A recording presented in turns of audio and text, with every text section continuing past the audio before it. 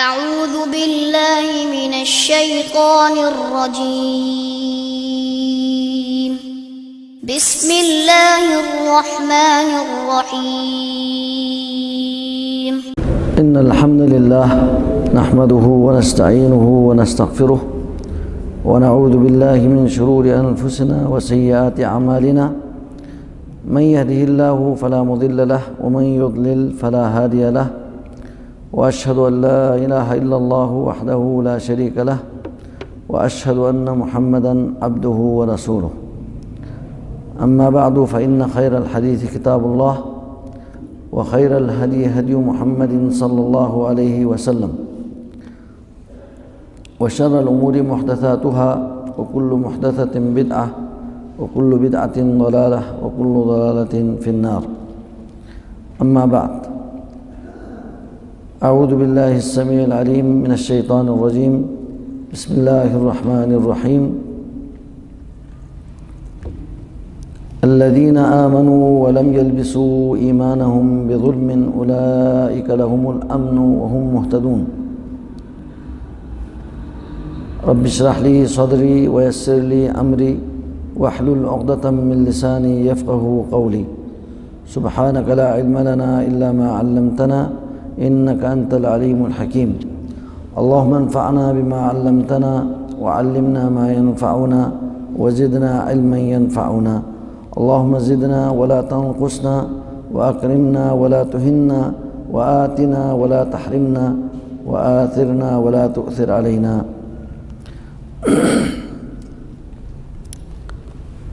اللہ رب العزت کی توفیق سے اس عظیم دورے کا آج دوسری نشست ہے۔ سب سے پہلے میں ان بھائیوں کا شکر گزار ہوں کہ انہوں نے اس عظیم دورے کی اس اہمیت کو سامنے رکھ کر تشریف لائے۔ اللہ رب العزت ہمارے یہاں جمع ہونا اللہ تعالیٰ کے دین کے حوالے سے ہمارے جو بنیادی ہمارے دین کا جو مسئلہ ہے عقیدہ توحید،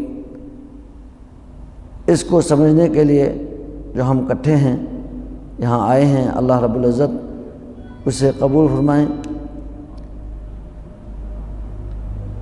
یہ دورہ بہت ہی اہم ترین دورہ ہے۔ اسی کی اہمیت کے حوالے سے، عقیدے کی اصلاح کی اہمیت کے حوالے سے ہمارا پہلا درس تھا، اس میں کچھ باتیں رہ گئی تھی، اس لیے میں مناسب سمجھتا ہوں اس درس میں بھی توحید کی اہمیت، عقیدے کی اصلاح کی اہمیت کے حوالے سے اس کو میں مکمل کروں۔ پھر اس کے بعد اگر ٹائم بچ گیا تو اگلے جو مسائل ہیں، ایمان کے بنیادی مسائل جو آپ نے اشتہار میں جب دیکھا ہے کہ وہ ان کی طرف ہم انشاءاللہ جائیں گے۔ پچھلے درس میں اصلاح عقیدے کی اہمیت کو بیان کرنے کی کوشش کی گئی تھی۔ اس میں تقریباً 10 پوائنٹس کے اوپر بات ہوئی تھی۔ اس میں میں ایک مختصر طور پر اس کا خلاصہ آپ کی یاد دہانی کے لیے عرض کرتا ہوں۔ یہ بتایا گیا تھا، پہلا پوائنٹ یہ تھا کہ ایمان کے مسائل، توحید کے مسائل، عقیدے کے مسائل، اس کا سیکھنا اور اس میں تفقہ حاصل کرنا یہ سب سے عظیم ترین علم ہے۔ دینی علوم میں سے بھی سب سے عظیم ترین علم عقیدے کے متعلق علم حاصل کرنا ہے، بلکہ یہ فقہ الاکبر ہے، سب سے بڑا فقہ یہ عقیدے کے متعلق علم حاصل کرنا ہے۔ اور اس کا علم حاصل کرنا، عقیدے کی اصلاح کے حوالے سے علم حاصل کرنا، یہ ہر مسلمان کے اوپر فرض عین ہے۔ یہ فرض کفایہ والا علم نہیں ہے بلکہ فرض عین ہے۔ اور دوسرا پوائنٹ یہ بتایا گیا تھا کہ عقیدے کے اندر کوتاہی معمولی سی کوتاہی، معمولی سی بھی مخالفت، یہ اس کی گنجائش نہیں ہے۔ عقیدہ ایک ایسا اہم اور بنیادی مسئلہ ہے کہ اس میں جہل، ناواقفیت اور اس میں کوتاہی، مخالفت، ادنا سے بھی مخالفت قابل قبول نہیں ہے۔ اس کے دلائل دیا گیا تھا۔ پھر اس کے بعد یہ بھی بتایا گیا تھا کہ اللہ سبحانہ و تعالیٰ نے اس تمام کائنات کو، دنیا کے اس نظام کو، اور اس دنیا میں جتنے چیزیں ہیں، آسمان، زمین اور اس کے اندر جو جتنے اللہ تبارک و تعالیٰ نے مصلحت کے، فائدے کی چیزیں اللہ نے پیدا کی ہے، یہ سب کے سب انسانوں کے لیے پیدا فرمایا، اور انسانوں کو اللہ تعالیٰ نے اپنی عبادت کے لیے پیدا فرمایا، جنات اور انسانوں کو اپنی عبادت کے لیے پیدا فرمایا۔ اور یہ بتایا گیا تھا کہ عبادت، جہاں بھی قرآن پاک میں عبادت کا لفظ استعمال ہوا ہے، اس سے مراد توحید ہے، عقیدے کی اصلاح ہے۔ جب تک عقیدے کی اصلاح نہیں ہوگی وہ عبادت نہیں ہوگی۔ تو اس کا مطلب یہ ہے کائنات کی تخلیق کا ہی مقصد کیا ہے؟ عقیدہ توحید ہے، اصلاح عقیدہ ہے۔ اس کے دلائل دیا گیا تھا۔ اسی طرح یہ بھی بتایا گیا تھا کہ ہر عمارت کی جو ایک اساس ہوتی ہے دنیا میں بھی، اور یعنی ظاہری، معنوی، ہر عمارت کی جو ہے نا وہ اساس، بنیاد ہے۔ جب تک بنیاد مضبوط نہیں ہوگی اس وقت تک وہ عمارت وہ بھی مضبوط نہیں ہوگی، وہ عمارت اوپر نہیں جا سکتی۔ اس کے اوپر اگر خرچہ کرے گا تو وہ فضول ہوگا جب تک بنیاد درست نہیں ہوگی۔ تو عقیدہ توحید، صحیح عقیدہ، یہ دین کی جو عمارت ہے اس کی بنیاد ہے۔ اس لیے عقل مند وہ ہے کہ جو پہلے اپنے بنیاد کو مضبوط کرتا ہے، پھر اس کے بعد وہ اس کے اوپر عمارت کھڑی کرتا ہے۔ تو یہ عقیدہ جب تک درست نہ ہو، اس کے بعد اگر کوئی عمل کرے، عقیدہ درست نہیں ہے، عقیدے میں خرابی ہے، خلل ہے، تو وہ جتنے بھی عمل کرے گا وہ کیا ہے؟ قابل قبول نہیں ہے، اس کے لیے اس کے خلاف حجت ہے، اس کے لیے وبال ہے۔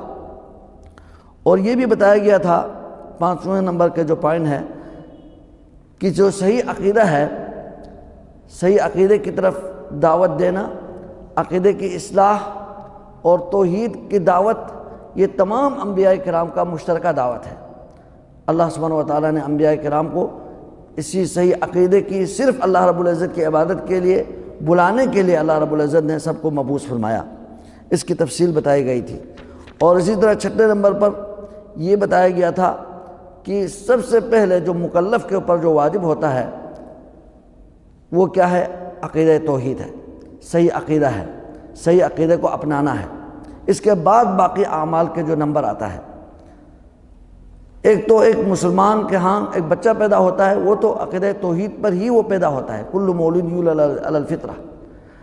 اگر کوئی مسلمان ہونا چاہے، کوئی بالغ، کوئی انسان مسلمان ہونا چاہیں، تو اس کے لیے سب سے پہلے شہادتین کی دعوت دی جائے گی، کلمہ توحید کو جو اقرار کرنے کی طرف اس کو دعوت دی جائے گی، اور پھر اس کے بعد اس کے عقیدے کی اصلاح کرنے کے بعد باقی اعمال کے بارے میں اسے بتایا جائے گا۔ سب سے پہلا جو واجب ہے وہ مکلف کے اوپر کیا ہے؟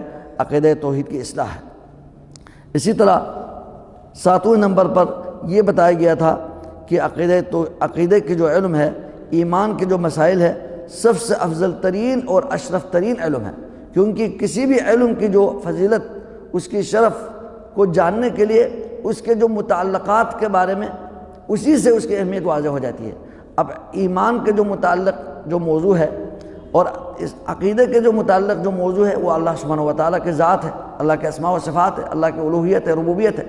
تو اللہ تبارک و تعالیٰ کے علم، اللہ کے ذات، اللہ کے اسماء و صفات، اللہ کی ربوبیت، الوہیت سے بڑھ کر کوئی علم نہیں ہے، اس لیے سب سے عظیم ترین علم عقیدہ کا علم ہے۔ اسی طرح یہ بھی بتایا گیا تھا کہ جو توحید کا مسئلہ ہے، عقیدہ کا جو مسئلہ ہے، ایمان کا جو مسئلہ ہے، وہ قرآن مجید کا جو مرکزی موضوع ہے، قرآن کے شروع سے آخر تک وہ عقیدہ توحید ہے۔ باقی جو قصے ہیں، اللہ سبحانہ و تعالیٰ نے سابقہ انبیاء کے قصہ بیان فرمایا، ان قصوں کا بھی خلاصہ یہ ہے کہ جو توحید پہ چلنے والے، انبیاء کی دعوت کے ساتھ اس کو قبول کرنے والے، ان کے لیے اللہ سبحانہ و تعالیٰ نے انہیں کتنے انعامات سے نوازے ہیں، اور اس توحید سے ہٹ کر شرک کی طرف جانے والے، ان کے لیے اللہ تبارک و تعالیٰ نے کتنے عبرتناک سزا دی۔ وہ بھی تبسم کا بھی مقصد عقیدہ توحید ہے۔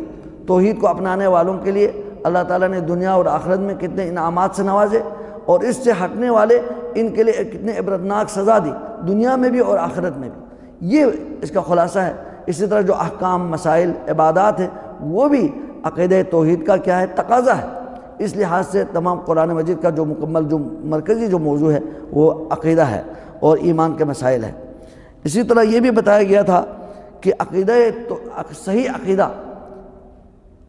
عقیدے کی جو اصلاح، عقیدے کی درستگی کیا ہے؟ اعمال کی قبولیت کے لیے شرط ہے۔ جب تک عقیدہ درست نہیں ہوگا کوئی بھی عمل قابل قبول نہیں ہے، اللہ کے ہاں قابل قبول نہیں ہے۔ اس کے بارے میں وضاحت کی گئی تھی۔ انشاءاللہ آج انشاءاللہ ہم آگے اگلے جو پوائنٹ کی طرف ہم آتے ہیں کہ وہ ہے کہ خالص توحید خالص، صحیح عقیدہ اگر کسی کو نصیب ہو تو اللہ سبحانہ و تعالیٰ اس شخص کے لیے دنیا میں بھی اور آخرت میں بھی امن کا اور عافیت کا وعدہ فرماتے ہیں۔ جو صحیح عقیدہ والا ہے، جس کے عقیدہ درست ہو، اس میں شرک نہ ہو، اللہ اس کے ذات کے بارے میں، اسماء و صفات کے بارے میں، اللہ کی الوہیت اور ربوبیت کے بارے میں اگر اس کے اندر کوئی شرک نہ ہو، صحیح توحید کے اوپر قائم ہو، تو اللہ سبحانہ و تعالیٰ اس سے وعدہ کرتے ہیں کہ اللہ تبارک و تعالیٰ اسے دنیا میں بھی اور آخرت میں بھی اللہ تعالیٰ امن سے نوازیں گے، اسے بے خوف کریں گے، اور اللہ تبارک و تعالیٰ اسے دنیا میں بھی اور آخرت میں بھی ہدایت سے نوازیں گے۔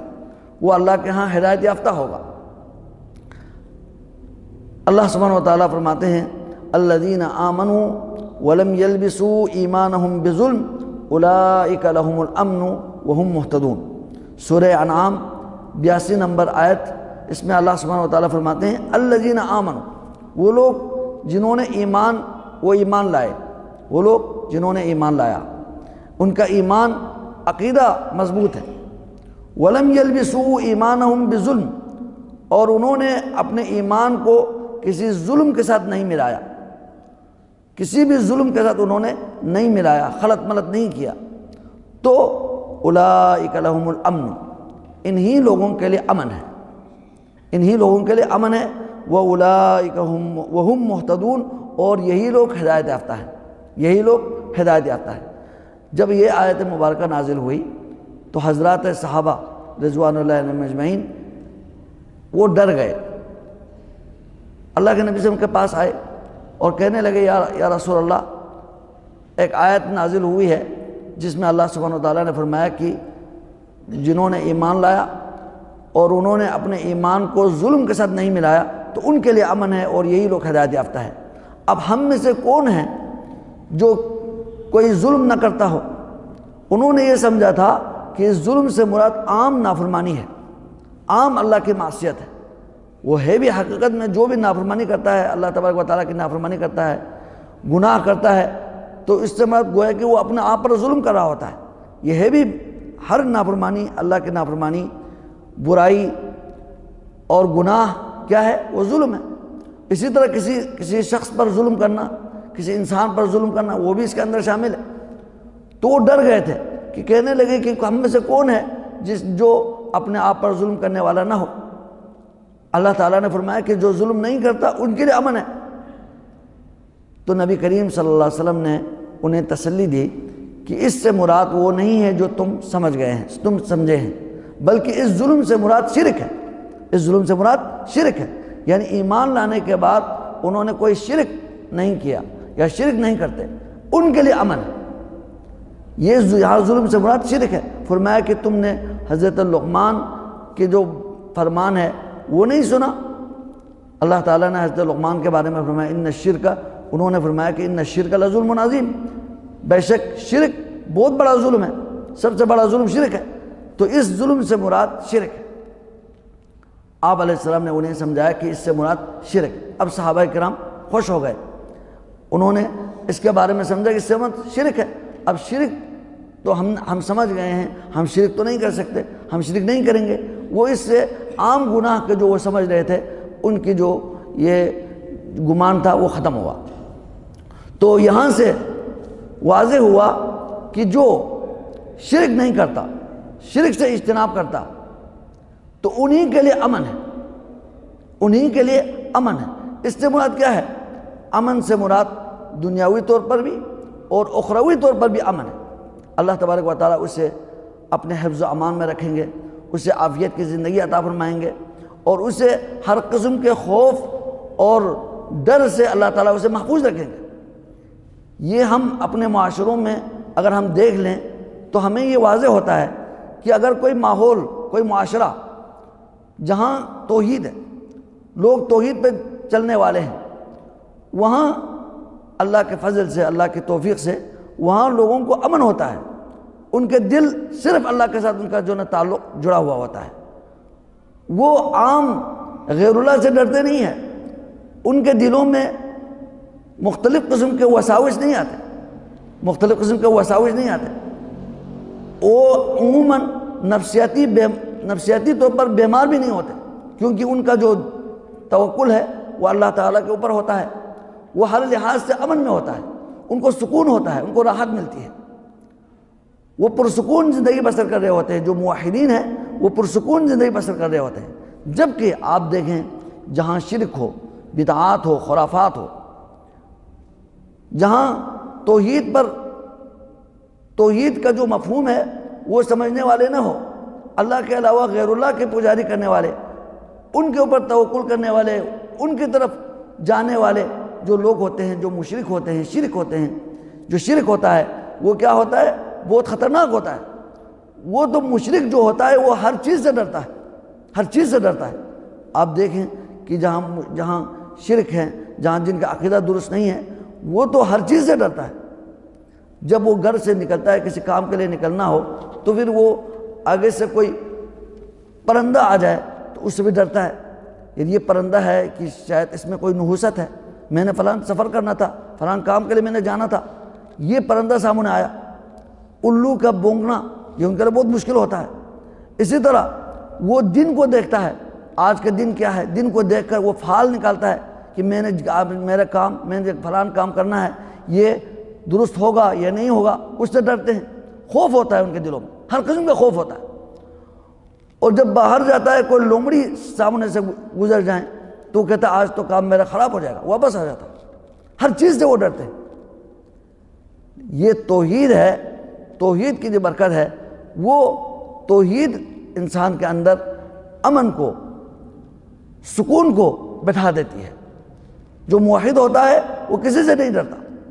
اسی لیے اللہ سبحانہ وتعالیٰ نے فرمایا الذین آمنوا ولم یلبسوا ایمانہم بظلم، جن کا عقیدہ درست ہو، وہ صرف اللہ پہ ایمان لانے والا ہو، کسی اور سے ڈرنے والا نہ ہو، ان کے اندر شرک نہ ہو، تو فرمایا اولئک لہم الامن، انہی کے لیے امن ہوگا۔ یہ دنیا میں ان کے لیے امن ملے گا، ان کو سکون ملے گا، راحت ملے گی، اور آخرت میں ہے ہی سکون اور آرام اور راحت اہل ایمان کے لیے ہے، توحید والوں کے لیے ہے۔ وہم مہتدون، اور یہی لوگ ہدایت یافتہ ہیں، جن کے اندر توحید ہے، یہی وہ ہدایت یافتہ ہے، وہ اللہ کی طرف سے ہدایت یافتہ ہے۔ اسی طرح جو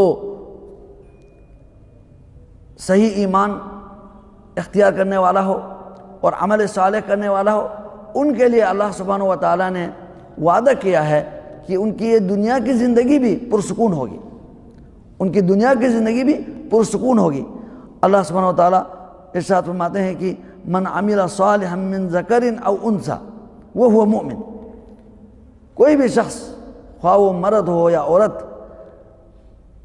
وہ مومن ہو، اس کے اندر ایمان ہو، ایمان کے ساتھ وہ عمل صالح کرے، نیکی کا کام کرے، تو اللہ سبحانہ و تعالیٰ اس سے وعدہ کرتے ہیں فَلَنُحْيِيَنَّهُ، البتہ ضرور ہم اسے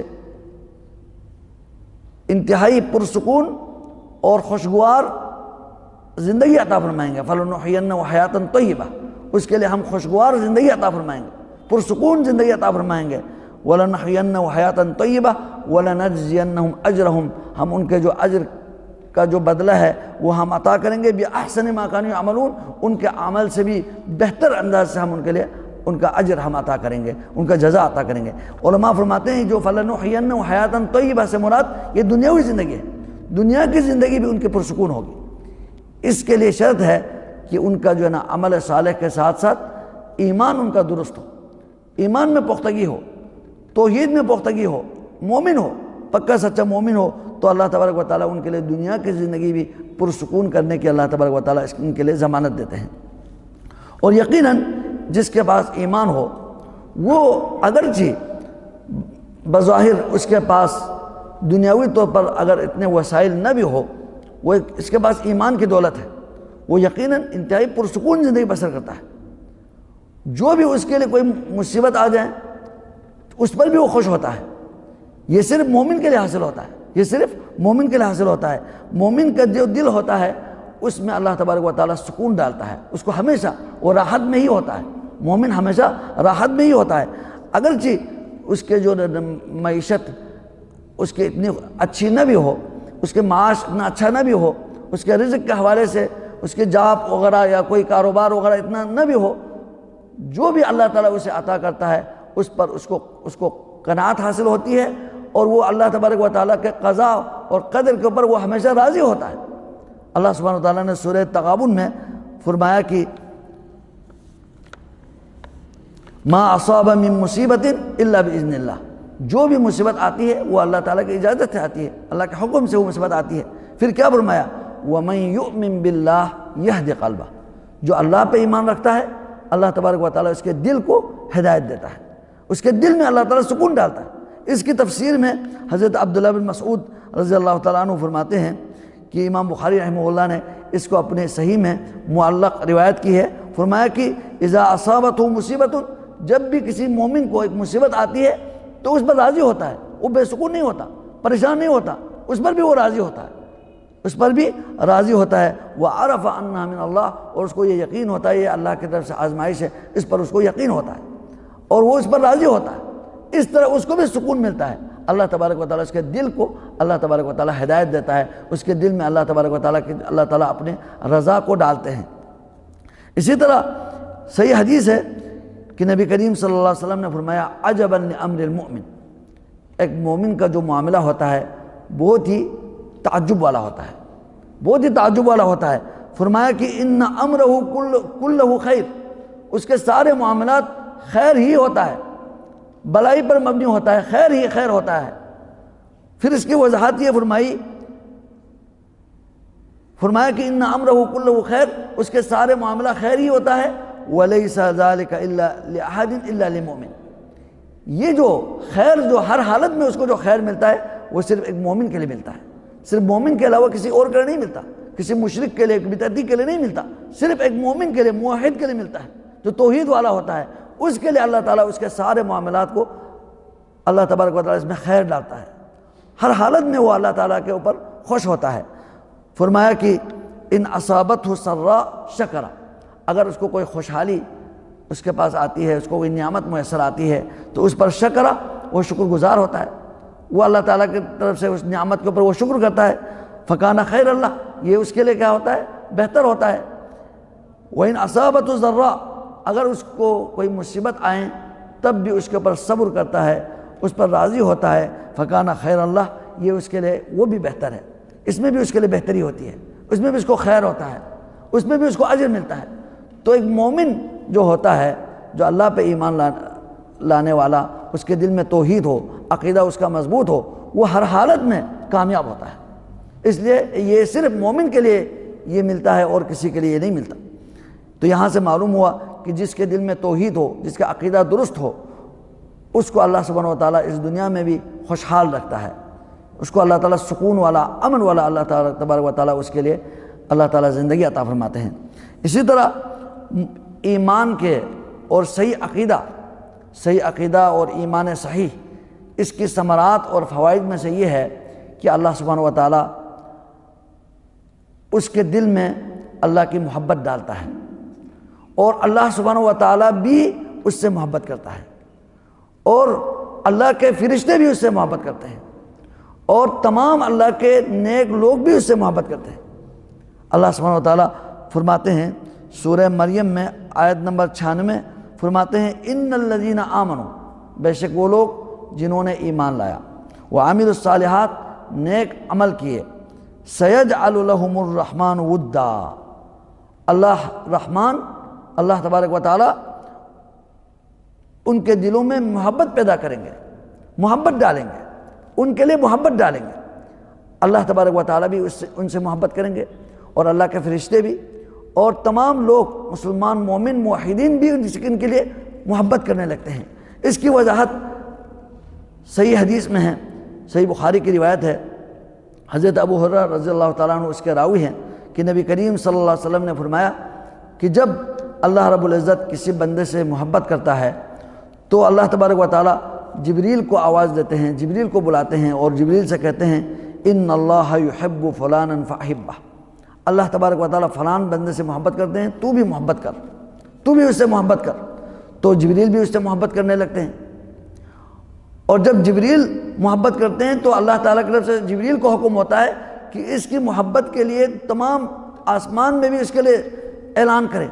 فَيُنَادِ جبریل فی اہل السماء، جبریل امین اہل السماء میں، آسمان والوں میں وہ آواز دیتا ہے، اعلان کرتا پھرتا ہے ان اللہ یحب فلانا، بے شک اللہ سبحانہ وتعالیٰ فلان سے محبت کرتا ہے، تم بھی محبت کرو اس سے، اس بندے سے محبت کرو، اس کا نام لے کر اللہ سبحانہ وتعالیٰ جبریل سے اعلان کراتے ہیں کہ اللہ تعالیٰ فلان سے محبت کرتے ہیں، تم بھی اس سے محبت کرو۔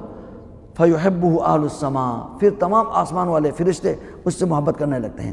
ثُمَّ يُوزَعُ لَهُ الْقَبُولُ فِي الْأَرْضِ، پھر اس کی قبولیت، اس کی محبت اللہ تعالیٰ زمین میں بھی اتار دیتے ہیں، مومنین کے دلوں میں بھی اس کی محبت ڈال دیتے ہیں، تو سارے اہل ایمان اس سے محبت کرنے لگتے ہیں۔ تو یہ صرف موحدین کے لیے، صحیح ایمان لانے والوں کے لیے یہ عظیم نعمت حاصل ہوتی ہے۔ اسی طرح ایمان باللہ، اللہ پر ایمان لانا، اور صحیح عقیدہ اپنانے والوں کے لیے ایک بہت ہی عظیم ایک ثمرات یہ ہیں کہ اللہ سبحانہ و تعالیٰ کا وعدہ ہے کہ اگر کسی کے اندر توحید ہو، اس کا عقیدہ درست ہو، صحیح عقیدہ والا ہو، تو اللہ سبحانہ و تعالیٰ ان کے لیے اس دنیا میں بھی عزت دیں گے، عزتوں سے نوازیں گے، بڑی عزتوں سے نوازیں گے۔ بلکہ اگر کوئی معاشرہ، کوئی ملک، کوئی علاقہ جہاں سارے کے سارے موحدین ہو، سب کا ایمان مضبوط ہو، کتاب و سنت کے مطابق ان کا عقیدہ ہو، تو اللہ سبحانہ و تعالیٰ کا وعدہ ہے کہ اللہ سبحانہ و تعالیٰ ان کے لیے بہت سارے عزتوں سے نوازیں گے۔ سورۃ النور آیت نمبر 55 میں اللہ کا بالکل واضح وعدہ ہے، صریح وعدہ ہے، فرمایا وعد اللہ الذین آمنوا منکم، وعد اللہ الذین آمنوا منکم، اللہ تبارک و تعالیٰ کا وعدہ ہے ایمان والوں کے لیے۔ اللہ وعدہ کرتے ہیں کن سے؟ ایمان والوں سے۔ سب سے پہلی صفت کیا ہے؟ جن کا ایمان درست ہے، ایمان مضبوط ہے، ایمان میں کوئی خلل و خرابی نہ ہو، صحیح ایمان والے ہو، موحد ہو، توحید ہو۔ پھر فرمایا وعامل الصالحات، نیک عمل کرنے والے ہو، سنت کے مطابق عمل کرنے والے ہو۔ ان کے لیے کیا فرمایا؟ اللہ رب العزت انہیں اس زمین کی، روئے زمین کی، دنیا کی بھی حکومتوں سے نوازیں گے۔ وہ اس دنیا میں اللہ تبارک و تعالیٰ دنیا کے بھی حکمران بنائیں گے۔ لَيَسْتَخْلِفَنَّهُمْ فِي الْأَرْضِ، البتہ ضرور اللہ تبارک و تعالیٰ اس زمین کے بھی جانشین انہی کو بنائیں گے، انہی کو اللہ تعالیٰ خلافت سے نوازیں گے۔ كَمَا اسْتَخْلَفَ الَّذِينَ مِن قَبْلِهِمْ، جس طرح پہلے لوگوں کو اللہ تبارک و تعالیٰ نے اس دنیا کی حکمرانی اللہ تبارک و تعالیٰ نے انہیں عطا فرمایا۔ وَلَيُمَكِّنَنَّ لَهُمْ دِينَهُمُ الَّذِي ارْتَضَىٰ لَهُمْ، اللہ تبارک و تعالیٰ ان کے لیے دین کے اوپر چلنا ان کے لیے آسان کر دیں گے، ان کے لیے دین کے اوپر چلنا ان کے لیے آسان کریں گے، اللہ تعالیٰ تمکین عطا فرمائیں گے، ان کے لیے طاقت اور قوت دیں گے کہ اللہ تبارک و تعالیٰ اس کی وجہ سے کہ وہ دین کو اپنے اوپر نافذ کرے، اپنے معاشرے میں نافذ کرے، اللہ تعالیٰ ان کے لیے آسان کر دیں گے۔ وَلَيُبَدِّلَنَّهُم مِّن بَعْدِ خَوْفِهِمْ أَمْنًا، اللہ تبارک و تعالیٰ ان کے اوپر اگر کوئی خوف ہے، خطرہ ہے دشمن کی طرف سے یا کسی اور اندرونی بیرونی کوئی خوف اور خطرہ ہے، تو اللہ تبارک و تعالیٰ ان خوف کو اللہ تعالیٰ ختم کریں گے، اس کی جگہ پر اللہ تعالیٰ امن اللہ تعالیٰ دیں گے، امن لائیں گے۔ وَلَيُبَدِّلَنَّهُم مِّن بَعْدِ خَوْفِهِمْ أَمْنًا، پھر فرمایا اس دوبارہ شرط کی طرف دوبارہ آیا، فرمایا کہ يَعْبُدُونَنِي لَا يُشْرِكُونَ بِي شَيْئًا، اس شرط پر ہے کہ وہ صرف اور صرف میری عبادت کرے، میرے ساتھ کسی کو شریک نہ ٹھہرائیں، میرے ساتھ کسی کو شریک نہ ٹھہرائیں، شرک نہ کریں۔ یہ شرط ہو، اگر کسی معاشرے میں اگر وہاں کے لوگ حکمران اور باقی جو رعایا ہیں وہ سب اگر توحید والے ہو تو اللہ تبارک و تعالیٰ کا وعدہ ہے کہ اللہ تبارک و تعالیٰ وہاں ان لوگوں کو اللہ تبارک و تعالیٰ اس دنیا میں بھی اللہ تبارک و تعالیٰ دنیا کی اس زمین کے اللہ تعالیٰ حکمرانی اللہ تعالیٰ انہیں عطا کریں گے، انہیں دنیا کی بھی حکومت دیں گے۔ یہ تو صحابہ کرام نے تو انہوں نے اپنے آنکھوں سے یہ دیکھا، صحابہ کرام رضوان اللہ اجمعین جب انہوں نے توحید کو سمجھا، صحیح عقیدے کو اپنایا اور نبی علیہ الصلوۃ والسلام کے سنت کے اوپر وہ اس پر چلے، تو اللہ تبارک و تعالیٰ نے اس وقت کے زمانے کے قیصر و کسریٰ کے سپرد طاقتیں اللہ تبارک و تعالیٰ نے ختم کیا، ان کے ہاتھوں وہ ذلیل ہو گئے۔ ان طاقتوں کو اور ان حکومتوں کو اللہ تعالیٰ نے پاش کیا اور سارے خزانے ان صحابہ کرام کے قدموں پہ جمع ہو گئے۔ یہ کس لیے؟ ان کی توحید کی وجہ سے۔ انہوں نے توحید کو سمجھا، عقیدے کو انہوں نے سمجھا اور انہوں نے پوری دنیا میں اس عقیدے کو پھیلایا، اس میں محنت کی، کوشش کی، تو اللہ تبارک و تعالیٰ نے انہیں اس روئے زمین کا بھی خلیفہ بنایا۔ ان کو اس دنیا کے روئے زمین کا انہوں نے اللہ سبحانہ و تعالیٰ نے انہیں خلیفہ بنایا۔ تو یہ صرف صحابہ کرام کے ساتھ وعدہ نہیں ہے، صرف صحابہ تک نہیں ہے، بلکہ قیامت تک ہے، لیکن اس کی شرط کڑی ہے کہ ہمارا عقیدہ درست ہو، توحید والا ہو، اس میں کوئی شرک نہ ہو۔ اسے شروع میں بھی اللہ سبحانہ و تعالیٰ نے وعدہ فرمایا کہ وعدے میں یہ فرمایا وعد اللہ الذین آمنوا، ایمان کی شرط لگائی، اور آخر میں بھی دوبارہ فرمایا یعبدوننی لا یشرکون بی شیئا، وہ صرف میرے عبادت کرنے والے ہو، میرے ساتھ کسی کو شریک ٹھہرانے والے نہ ہو۔ تو یہ اگر کسی معاشرے میں ہو تو اللہ سبحانہ و تعالیٰ کا وعدہ برحق ہے۔ وہ وقت دور نہیں کہ اللہ سبحانہ و تعالیٰ ہمیں بھی وہ زمانہ وقت دکھائیں کہ اگر ہمارے معاشروں میں صحیح عقیدہ آئیں اور لوگ اس عقیدے کی طرف آئیں اور لوگ عقیدے کو اپنائیں تو اللہ سبحانہ و تعالیٰ ہمیں بھی وہ صحابہ کرام کی جو زمانے کی جو عزتیں ہیں وہ اللہ تبارک و تعالیٰ ہمیں بھی عطا کر سکتے ہیں۔ ایمان کے عظیم فوائد میں سے سب سے عظیم ایک فائدہ یہ ہے، وہ سب سے عظیم فائدہ ہے کہ اللہ سبحانہ و تعالیٰ کا وعدہ ہے کہ جو ایمان لائیں اور اپنے عقیدے کو شرک سے بچائیں، صحیح عقیدہ اپنائیں، تو اللہ سبحانہ و تعالیٰ کا وعدہ ہے کہ اللہ سبحانہ و تعالیٰ ان کے لیے اخروی جو ہمیشہ کی جو زندگی ہے اس میں اللہ تبارک و تعالیٰ انہیں کامیابیوں سے نوازیں گے۔ ان کے لیے جنت کے وعدہ ہے، اور جنت میں اعلیٰ مقام کے اعلیٰ درجات کے وعدے ہیں۔ اللہ سبحانہ و تعالیٰ فرماتے ہیں وعد اللہ الذین وعد اللہ المؤمنین والمؤمنات، وعد اللہ المؤمنین والمؤمنات، اللہ تبارک و تعالیٰ ایمان لانے والے مرد اور ایمان لانے والے خواتین ان سب کے ساتھ اللہ وعدہ کرتے ہیں جنات تجری من تحت الانہار، جنات کے وعدہ کرتے ہیں جن کے نیچے سے نہریں چلتی ہیں، خالدین فیہا، وہ اس میں ہمیشہ رہیں گے، ومساکن طیبہ، بہت عمدہ ان کے لیے وہاں مقامات ہوں گے، ان کے لیے جگہ ہوں گے، محلات ہوں گے، فی جنات عدن، ہمیشہ رہنے والی جنات میں، ورضوان من اللہ اکبر، اللہ تبارک و تعالیٰ کی جو رضا جو ان کے حاصل ہوگا وہ سب سے بڑا ہے۔ ذالک هو الفوز العظیم، یہ حقیقت میں عظیم کامیابی ہے۔ جو اعلیٰ جو جنت ہے اس کے لیے بھی شرط ہے کہ توحید ہو، صحیح ایمان ہو۔ اگر صحیح ایمان والا ہے تو اللہ سبحانہ و تعالیٰ جو ہمیشہ کی جو زندگی ہے اخروی زندگی، اس میں اللہ تعالیٰ انہیں کامیاب کریں گے۔ صحیح حدیث ہے، صحیح بخاری کی روایت ہے کہ حضرت ابو سعید خدری رضی اللہ تعالیٰ عنہ روایت کرتے ہیں کہ نبی کریم صلی اللہ علیہ وسلم نے فرمایا کہ ان اہل الجنہ لیتراءون اہل الغرف من فوقہم، جنت والے، جنت میں بھی درجات ہیں، تفاوت ہے، ان کے ایمان میں تفاوت کی وجہ سے، ان کے اعمال میں تفاوت کی وجہ سے وہاں کیا ہوں گے، درجات میں بھی تفاوت ہوگا۔ جنت والے اپنے سے اعلیٰ جو درجات والوں کو دیکھیں گے کہ اب جس طرح ہم جو ادھر زمین والے اوپر ستاروں کو دیکھتے ہیں، اسی طرح اعلیٰ جو مقامات والوں کو عام جنتی ان کو دیکھیں گے۔ جس طرح ہم ستارے دیکھتے ہیں اسی طرح جنت جو عام جنتی ہیں وہ اعلیٰ علیین والوں کو، اعلیٰ مقامات والوں کو دیکھیں گے۔ ان میں ایمان میں تفاضل کی وجہ سے، ایمان میں درجات کی وجہ سے، تفاوت کی وجہ سے وہ اعلیٰ جو جنتی ہے وہ جس طرح اوپر ستارے نظر آتے ہیں اسی طرح اعلیٰ مقامات والوں کو نیچے سے وہ دیکھیں گے۔ تو صحابہ کرام نے عرض کیا یا رسول اللہ، یہ درجات جو نیچے والے اوپر ستاروں کی طرح دیکھیں گے یہ تو انبیاء کے منازل ہوں گے، انبیاء کے مقامات ہوں گے۔ تو آپ علیہ الصلوۃ والسلام نے فرمایا کہ نہیں، وہ تو انبیاء کے مقامات ہیں ہی، لیکن انبیاء کے ساتھ ان لوگوں کو بھی یہ اللہ تعالیٰ مقامات عطا فرمائیں گے۔ فرمایا کہ والذی نفسی بیدہ رجال آمنوا باللہ، ان لوگوں کو بھی یہ عظیم درجات حاصل ہوں گے جو اللہ پہ ایمان لانے والے ہو، صحیح ایمان ان کے مضبوط ہو، وصدقوا المرسلین، اور انبیاء کرام کی تصدیق کرنے والے ہو، اللہ پر اور انبیاء پر ایمان لانے والے ہو، ان کے لیے بھی یہ مقامات ملیں گے۔ جو عظیم مقامات کے جو وعدہ ہے وہ اہل ایمان کے لیے ہیں، صحیح ایمان والے، توحید والے، جن کا عقیدہ درست ہو، ان کے لیے اللہ تبارک و تعالیٰ نے دنیا اور آخرت کے انعامات کا وعدہ کیا ہے۔ تو یہاں سے معلوم ہوا کہ عقیدے کی جو اصلاح ہے انتہائی ضروری ہے۔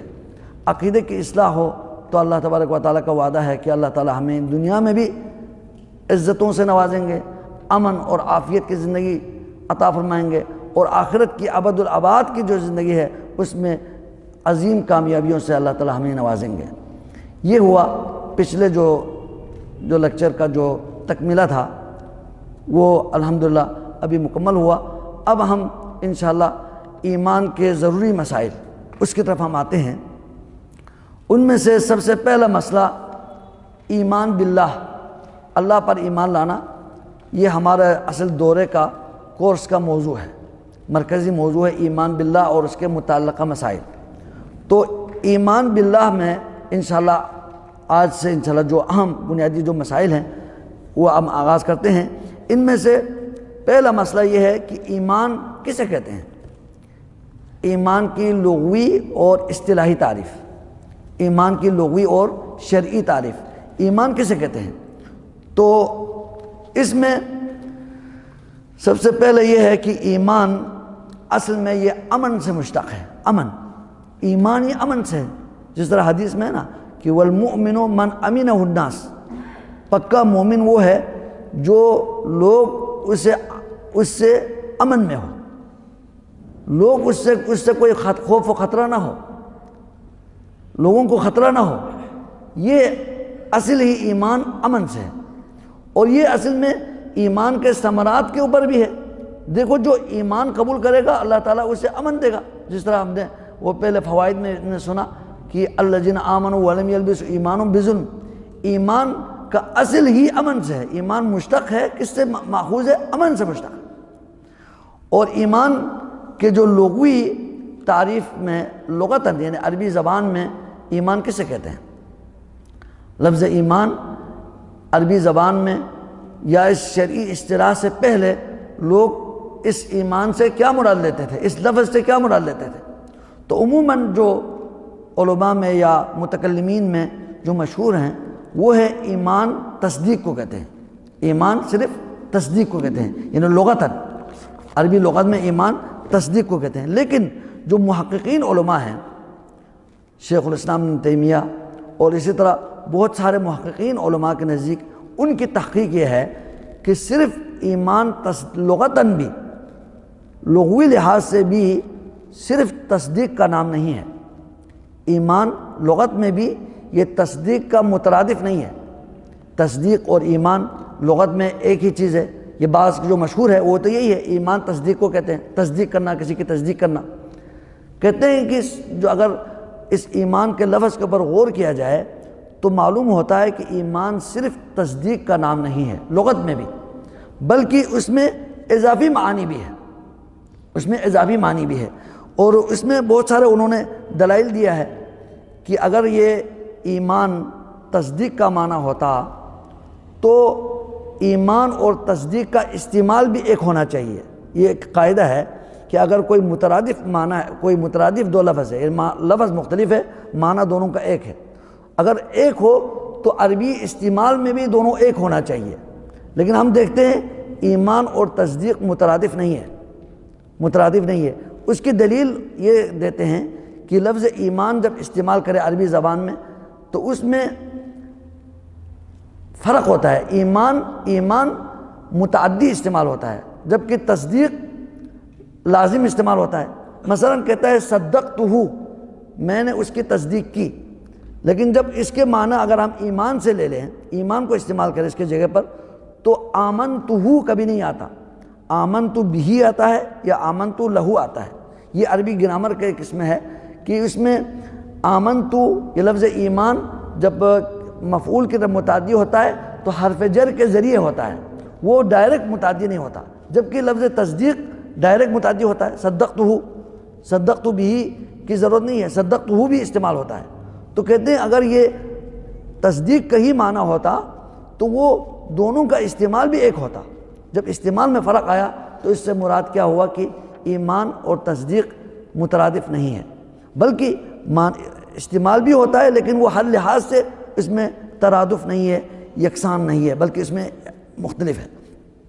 اسی طرح کہتے ہیں کہ تصدیق، لفظ تصدیق یا تصدیق کا جو معنی ہے اپنے متعلقات میں، متعلق چیز میں اس لحاظ سے اس میں عموم پایا جاتا ہے، تصدیق میں عموم ہے، اور جبکہ ایمان میں کچھ خاص معنی پایا جاتا ہے۔ اس کی وضاحت اس طرح ہے کہ تصدیق جو ہے نا، تصدیق آپ کسی امر مشاہد، کوئی بندہ باہر سے کوئی حادثہ دیکھ کر آتا ہے، آپ کو خبر دیتا ہے، اس کے بارے میں خبر دیتا ہے، تو آپ اس کو کہیں گے صدقتہ، میں نے اس کی تصدیق کی۔ اس نے کچھ دیکھ کر آیا تھا، اس کے بارے میں بتایا، تو آپ اس میں عربی زبان میں اس کی تصدیق کرنے کا معنی ہو تو آپ کہتے ہیں صدقتہ، میں نے اس کی تصدیق کی۔ وہ دیکھ کر آیا، مجھے بتا دیا تو میں نے اس کی تصدیق کی۔ اسی طرح غیبی چیز کے بارے میں بتاتا ہے تب بھی وہ صدقتہ استعمال ہوتا ہے، میں نے اس کی تصدیق کی۔ جبکہ ایمان میں یہ ہوتا ہے کہ وہ مشاہداتی امور کے اوپر وہ استعمال نہیں ہوتا، مشاہداتی امور کے اوپر وہ استعمال نہیں ہوتا، بلکہ مشاہداتی امور پر صرف تصدیق استعمال ہوتا ہے، لفظ ایمان استعمال نہیں ہوتا۔ تو یہاں سے معلوم ہوا ایمان اور تصدیق میں فرق ہے۔ ایمان میں کچھ زیادہ اس میں ایک اور بھی معنی ہے، تصدیق سے ہٹ کر زیادہ معنی ہے۔ صرف یعنی ایمان صرف غیبی امور کے بارے میں، کسی غیبی چیز کے بارے میں خبر دیں، اس کی تصدیق ہو، اس کا نام ایمان ہے۔ جبکہ مشاہدتی امور کوئی دیکھ کر آ کر خبر دے، اس میں لفظ تصدیق استعمال ہوتا ہے، ایمان استعمال نہیں ہوتا۔ اگر کوئی کہے نا غربت الشمس، سورج غروب ہو گیا ہے، تو آپ اس کے لیے نہیں کہے گا آمنت بک نہیں کہے گا، بلکہ صدقتہ کہے گا، صدقتہ کا میں آپ کی، یا اصدقہ کا میں آپ کی تصدیق کرتا ہوں۔ لفظ تصدیق استعمال ہوتا ہے، لفظ ایمان استعمال نہیں ہوتا۔ تو تصدیق اور ایمان میں فرق ہے۔ اب یہاں سے معلوم ہوا کہ عام مشاہدتی امور پر لفظ ایمان استعمال نہیں ہوتا، بلکہ غیبی چیزوں کے اوپر۔ اب یہ ایک بعد میں ایک شرعی اصطلاح ہو گئی یہ ایمان۔ تو ہماری شریعت میں سب غیبی ہے، غیب ہے۔ اللہ کے نبی علیہ السلام، آپ علیہ السلام نے تو جنت جہنم بھی دیکھی، اللہ تعالیٰ سے ہم کلام ہوئے، آپ کے اوپر آپ یہ سارے خبر دے رہے ہیں، اور ہم جو ہے نا تمام مسلمانوں کے اوپر ضروری ہے کہ آپ کی تصدیق کریں، آپ پر ایمان لائیں۔ ہمارے تو دین ہی ایمان بالغیب پر ہے۔ ھدی للمتقین، پہلی صفت کیا ہے؟ الذین یؤمنون بالغیب، غیب پر ایمان لاتے ہیں۔ سارے ہمارے خبر غیب کے اوپر ہے۔ تو غیب کی تصدیق اصل ایمان بعد میں بھی اسی پر ہی استعمال ہوا ہے۔ تو اس لیے معلوم ہوا کہ ایمان اور تصدیق میں فرق ہے، یعنی لغت میں بھی ان میں فرق پایا جاتا ہے۔ اسی طرح ایمان کا جو مقابل ہے نا، اس کے مد مقابل ہے یا اس کے جو مقابل جو لفظ ہے وہ تکذیب ہے، اس کی تکذیب ہے۔ جبکہ ایمان کے جو مقابل ہے وہ کفر ہے، ایمان کا جو مقابل ہے وہ کفر ہے، یعنی آمنت بھی یا کفرت، اس کے کفر آتا ہے اس کے مد مقابل۔ جبکہ تصدیق اس کے مد مقابل تکذیب آتی ہے، تصدیق تکذیب آتی ہے۔ تو اگرچہ ایمان کے اندر تصدیق کا معنی بدرجہ اتم موجود ہے، لیکن وہ یہ نہیں ہے کہ ایمان صرف تصدیق کو کہتے ہیں، بلکہ اس میں اضافی معنی بھی ہے۔ اب ایمان کا مطلب کیا ہوا کہ آپ کسی شخص کی بات کو مان رہے ہیں، اس پر ایمان لا رہے ہیں۔ ایمان سے مراد یہ ہے کہ آپ ایک تو تصدیق بھی کر رہے ہیں، اور ساتھ ہی ساتھ آپ کو اس کے اوپر زیادہ اطمینان ہے، آپ کو اطمینان ہے، آپ کو اس کے اوپر اعتماد ہے، آپ اس کے اوپر اعتماد کرتے ہوئے آپ اس کی بات مان رہے ہیں۔ اس میں ایک اعتماد اور طمأنینت بھی شامل ہے، اس کے اندر شامل، جبکہ تصدیق میں یہ نہیں ہے۔ تصدیق میں آپ تصدیق کرتے ہیں ایک بات کے اوپر، آپ کو ایک قرائن کی وجہ سے آپ تصدیق کرتے ہیں، اس آدمی کی وجہ سے کبھی نہیں کرتے، دوسرے قرائن کو دیکھ کر بھی تصدیق کرتے ہیں۔ جبکہ ایمان میں اسی بندے کے اوپر اس کے ایمان، اس کے اپنے جو صداقت، اس کے جو امانت داری، اس کو دیکھ کر آپ اس کی تصدیق کر رہے ہوتے ہیں۔ تو اس لیے معلوم ہوا کہ ایمان لغت میں بھی صرف تصدیق کا نام نہیں ہے، بلکہ تصدیق کے سے اوپر اور بھی اضافی اس میں معنی پایا جاتا ہے۔ اس میں امن ہے، طمانینیت ہے، اور اعتماد اور ثقہ، اعتماد ہونا، یہ سارے معنی اس کے اندر موجود ہیں۔ اب ہم آتے ہیں ایمان اصطلاح میں، یعنی شرعی اصطلاح میں، کتاب و سنت میں یہ لفظ استعمال ہوا ہے، کثرت کے ساتھ استعمال ہوا ہے، اور اس کے بعد علماء نے خاص طور پر جو عقیدے کے جو علماء ہیں، متخصصین ہیں، انہوں نے اس لفظ کو استعمال کیا ہے، بہت زیادہ استعمال کیا ہے۔ ایک تو کتاب و سنت میں بہت زیادہ استعمال ہوا ہے لفظ ایمان۔ اب ایمان اصطلاح میں شرعاً، شرعی اصطلاح میں ایمان کسے کہتے ہیں؟ اب اس بارے میں کافی اختلاف ہوا ہے، اسی سے اختلاف ہو کر بہت سارے فرقے گمراہ ہو گئے ہیں، اسی ایمان سے، اسی کو سمجھنے میں ان کو مسئلہ ہوا، انہوں نے ایمان کے لفظ کو نہیں سمجھا، ادھر سے وہ گمراہ ہو گئے، یہ بنیادی مسئلہ ہے۔ اب ہم آتے ہیں صرف وضاحت کے لیے، انشاءاللہ ہم ایک رائے بتائیں گے، تو ہم اس کو، اس رائے کے جو نا، اس کے اوپر ایک مناقشہ بھی کریں گے، اس کے بارے میں بتائیں گے کہ یہ رائے کیوں غلط ہے، اس کو ہم بتائیں گے انشاءاللہ۔ ایک جو آپ جانتے ہیں اس عقیدے کے مسئلے میں ایک فرقہ ہے، فرقہ جہمیہ، بہت ہی زیادہ گمراہ ایک فرقہ ہے، جنہوں نے اللہ کے اسماء و صفات کا انکار کیا، اور یہ ایمان میں بھی ان کا بڑا خلل ہے۔ ایک بہت پرانا ایک جو ہے نا ایک فرقہ ہے، تابعین کے دور میں، بلکہ صحابہ کے آخری دور میں یہ فرقہ وجود میں آیا تھا، یہ گمراہ جو نظریہ ہے یہ سامنے آیا تھا۔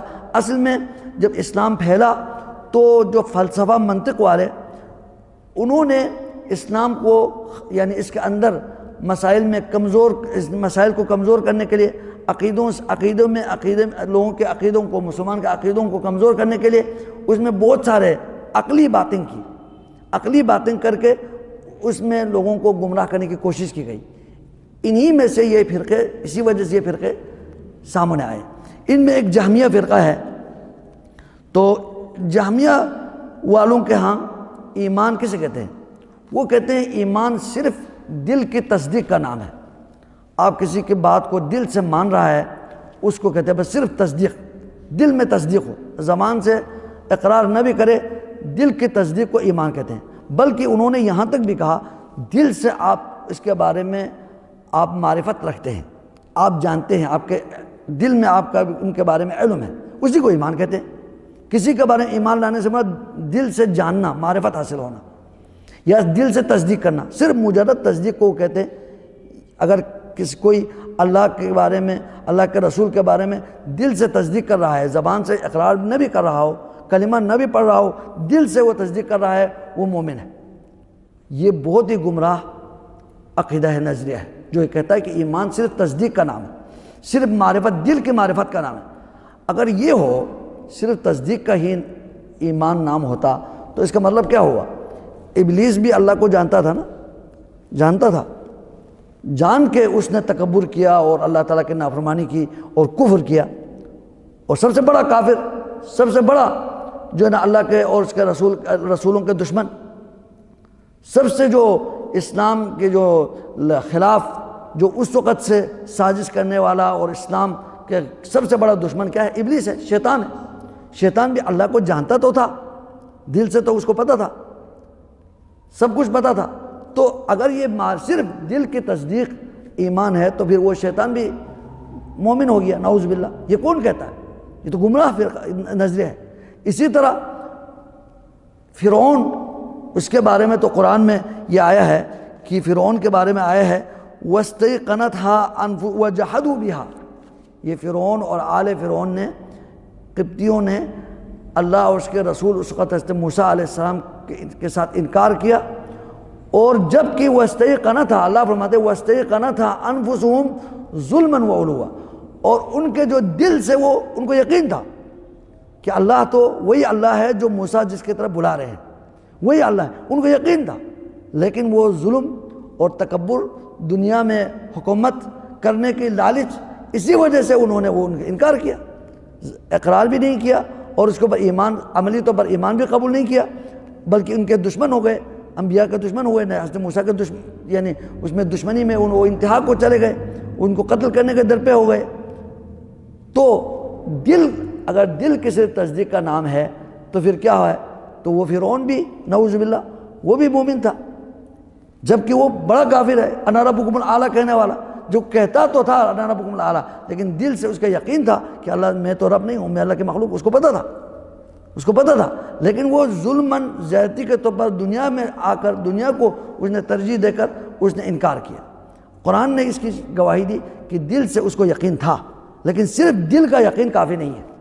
اس سے معلوم ہوا جو ان کے جو رائے ہے، نظریہ ہے، بالکل باطل نظریہ ہے کہ صرف تصدیق کا نام ایمان نہیں ہے۔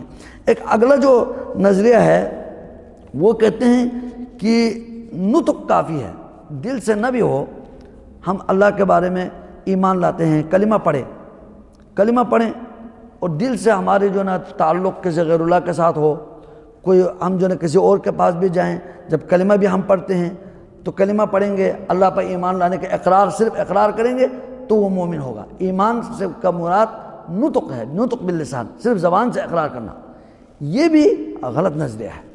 اگر دل کی تصدیق نہ ہو تو صرف زبان کے اقرار کافی نہیں ہے۔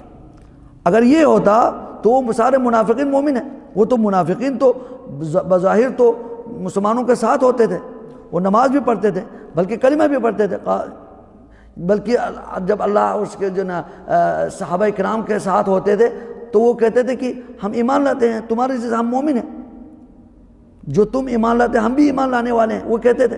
لیکن اللہ تبارک و تعالیٰ نے ان کی تکذیب کی، ان کے دل میں ایمان نہیں ہے، یہ لوگوں کو دھوکہ دینے کے لیے، اپنے دنیاوی مفاد کے لیے وہ اس طرح کی باتیں کر رہے ہیں۔ تو صرف زبان کا اقرار بھی ایمان کے لیے کافی نہیں ہے، یہ بھی غلط نظریہ ہے۔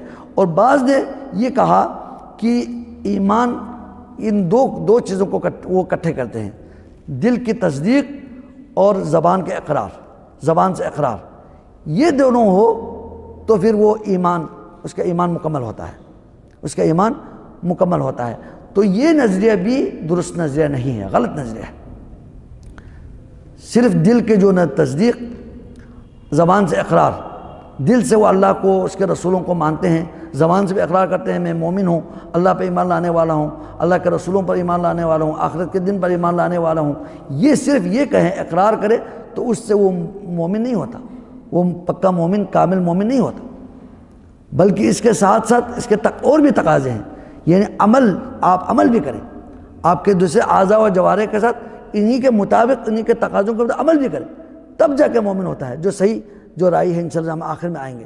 تو یہ بعض لوگوں کے یہاں یہ ہے کہ دل کی جو تصدیق کے ساتھ زبان سے اقرار ہو تو وہ مومن ہو جاتا، پکا مومن ہو جاتا ہے۔ تو اس کا جو نا ایک غلط اس کا نتیجہ یہ ہے، اس کے لازمی جو غلط نتیجہ یہ ہے کہ اگر کوئی زبان سے اقرار کرتا ہے، دل سے ایمان لاتا ہے، پھر وہ گناہ کرے، نماز بھی نہ پڑھیں، زکوٰۃ بھی نہ دے دیں، باقی اسلام کے اوپر نہ چلے، تو وہ اور ایک پکا سچا مومن جو تمام اوامر کے اوپر عمل کرتا ہے، شریعت پر عمل کرتا ہے، وہ دونوں برابر ہو جائے گا، وہ دونوں کیا ہوگا؟ دونوں برابر ہو جائے گا۔ یہ بھی اس کے اندر بھی بہت سارے خرابیاں ہیں۔ تو ایک اور فرقہ ہے جو خوارج اور معتزلہ کا، جو ان کے بھی ایک ایمان کے حوالے سے ان کا ایک نظریہ ہے۔ خوارج اور معتزلہ یہ لوگ کہتے ہیں کہ ایمان کے لیے دل کی تصدیق بھی چاہیے، زبان سے اقرار بھی چاہیے، اور اعضاء و جوارح کے ساتھ عمل بھی چاہیے۔ وہ یہ کہتے ہیں، ان کے نزدیک یہ تینوں ضروری ہے، لیکن یہ ضروری ہے جو کہتے ہیں نا، وہ عمل بالجوارح کو شرط صحت کہتے ہیں، یعنی ایمان کے لیے ضروری ہے، جس طرح دل کی تصدیق کی طرح عمل بالجوارح بھی ایمان کے صحیح ہونے کے لیے شرط ہے۔ ان کے نزدیک یہ ہے، معتزلہ اور خوارج کے نزدیک، کہ اگر کوئی گناہ کرے، کوئی عام گناہ کرے، گناہ کبیرہ کرے، تب بھی وہ کیا ہو جائے گا؟ کافر ہو جائے گا، کیونکہ ان کے ہاں جو ہے نا عمل بالجوارح، باقی اعمال بھی ان کے ہاں شرط صحت ہے، یعنی ایمان کے درست ہونے کے لیے شرط ہے۔ اس لیے اگر کسی سے گناہ ہو جائے، کوئی زنا کرے، کوئی شراب پئیں یا کوئی چوری کریں، تو وہ جو گناہ کبیرہ ہے، اس کے بھی گناہ کبیرہ کے مرتکب کو بھی کافر کہتے ہیں۔ یہ بھی غلط نظریہ ہے۔ اس لیے علماء جو اہل سنت والجماعت کا جو نظریہ ہے، اس میں خوارج اور معتزلہ میں ایک فرق یہ ہے کہ خوارج کہتے ہیں کہ جو گناہ کرتا ہے، اللہ تبارک و تعالیٰ کے کوئی صریح کوئی گناہ کبیرہ کا مرتکب ہوتا ہے تو وہ اسلام سے بالکل خارج ہوتا ہے، وہ کافر ہو جاتا ہے۔ اس لیے جو تکفیری جو نظریہ ہے بہت خطرناک نظریہ ہے۔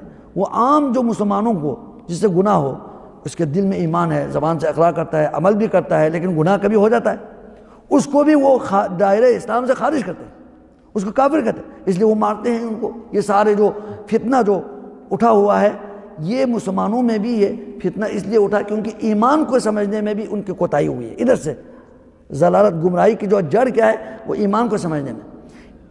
تو وہ خوارج کہتے ہیں کہ جس طرح تصدیق ضروری ہے، زبان سے اقرار ضروری ہے، عمل بالجوارح باقی اعضاء سے بدن سے عمل کرنا، باقی جو عمل ہے شریعت پر چلنا، یہ بھی اتنا ضروری ہے جتنا تصدیق ضروری ہے۔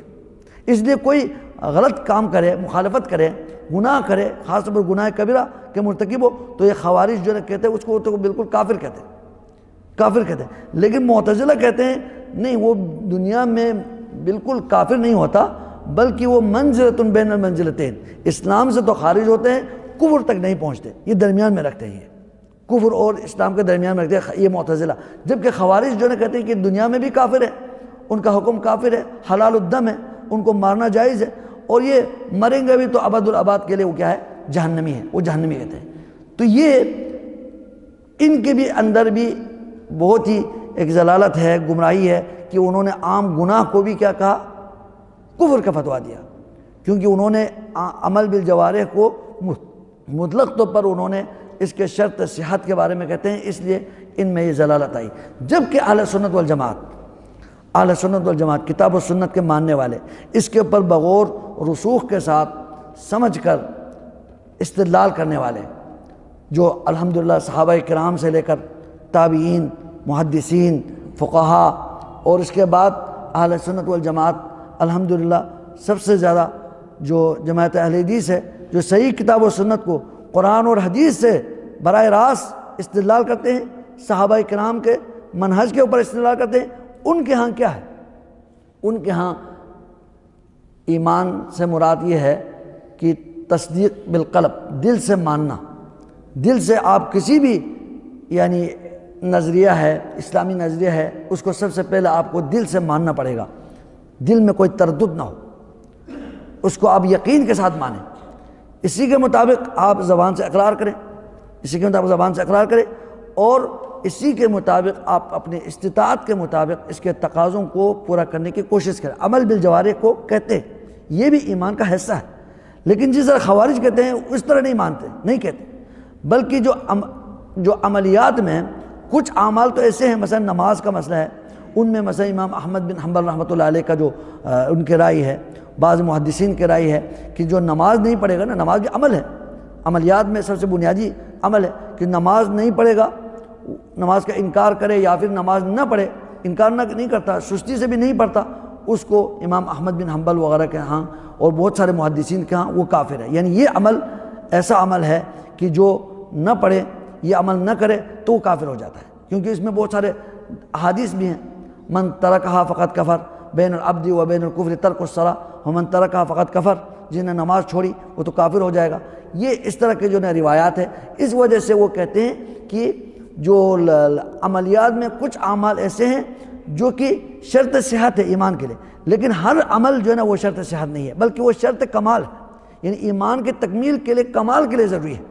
جب ایک مسلمان دل سے مانتا ہے، زبان سے اقرار کرتا ہے، پھر اس کے بعد جو ہے نا باقی جو اسلام کے جو اوامر ہے، جو اللہ نے اس کے رسول نے کرنے کے لیے کہا ہے، ان کے اوپر وہ استطاعت کے مطابق کوشش کرتا ہے، اور منہیات ہے اسلام میں جو منع کردہ جو اعمال ہے ان سے اجتناب کرتا ہے، تو وہ اعلیٰ درجے کا مومن ہے، وہ اعلیٰ درجے کا مومن ہے۔ لیکن یہ نہیں کہ اگر کوئی کسی سے غلطی ہو جائے، کوئی گناہ کبیرہ کا مرتکب ہو جائے لیکن اس کو حلال نہیں سمجھتا، اس کو گناہ سمجھ کے کرتا ہے، تو وہ کافر نہیں ہوتا، تو وہ کافر نہیں ہوتا۔ اس لیے جو اعمال ہے، ظاہری اعمال ہے، ان میں نماز کے علاوہ باقی جو اعمال ہے وہ شرط کمال ہے، یعنی اس کے کمال کے لیے، ایمان کے مکمل ہونے کے لیے، کامل مومن ہونے کے لیے اس کے لیے شرط ہے، لیکن یہ شرط صحت نہیں ہے، یہ نہ ہو تو پھر وہ مومن ہی نہیں ہوگا، اسلام سے خارج ہوگا، یہ نہیں ہے۔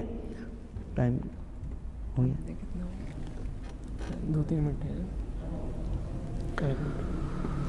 تو انشاءاللہ یہاں تک ہم بس کرتے ہیں، اور اس کے بعد انشاءاللہ دلائل ہیں.